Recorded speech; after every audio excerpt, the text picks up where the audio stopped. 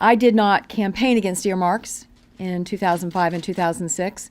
Frankly, I didn't really understand how the process worked until I got here. And when I got here and it was people were beginning to explain it to me, I said, well, this isn't right. I'm not going to do this. I'm not going to participate in this process. No one could tell me who was making the decisions as to who got how much. No one could tell me how that process occurred. I know there were slips of papers being passed around.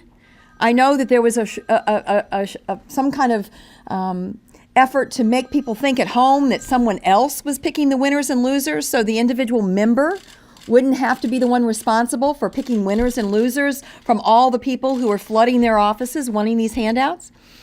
I know that certain members got a lot more than other members, and there was no explanation for that.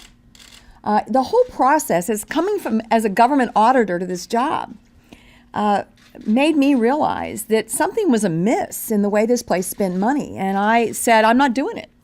And at the time, there were only 2 Democrats in the United States Senate that didn't participate in earmarking, and there were only a handful of Republicans. And frankly, most people looked at us like we were tilting at windmills. Literally, it almost felt like some of the senior appropriators were patting me on the head. Oh, sure, Claire. You don't like earmarks. You're making a big mistake. They're never going anywhere. Well, fast forward, and thanks to Senator Toomey and others who have arrived here and the American people getting more educated about this, we now have made an effort to stop earmarking, which is a good thing. But frankly, I watch every day as people try to get around it. I was shocked when I saw the House Armed Services Committee put in the defense authorization bill hundreds of earmarks. Now, they claimed they weren't earmarks, but if it, walks like a duck and quacks like a duck, it's a duck. And these were earmarks, no question about it. And we will have more information on our effort to look at that problem in the coming weeks. But it's clear to me that there are many people around here that want to get back to business as usual in terms of the earmarking process.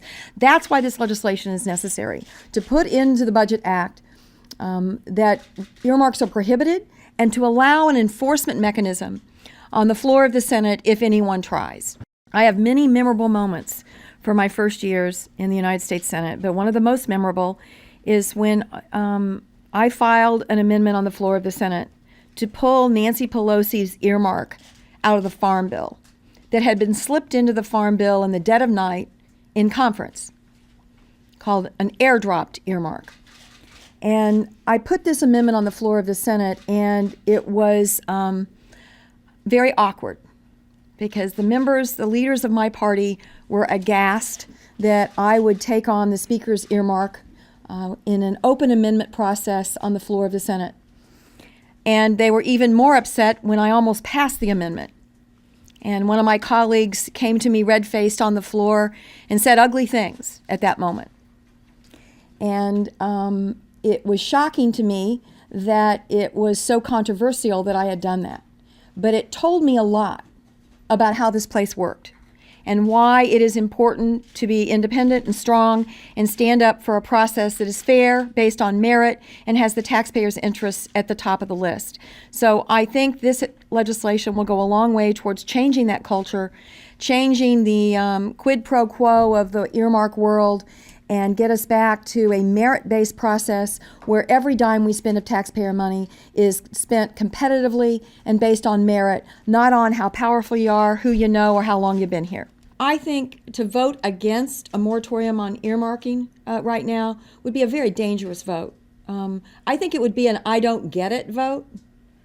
One of those votes that tells the American people that truly Washington is really out of touch. This money needs to go to the states and allow the local stakeholders, through the process of hearings and their own determinations, decide what is the best use of the money within their states. That's how we do it around here, except for this relatively modern practice of robbing from those funds in order to fund pet projects based on a lobbyist's ability to get to you, or who you know and what committee you serve on and so forth. So this doesn't stop local decisions about where federal money goes. It just stops individual members of Congress from being able to sprinkle fairy dust in the back room.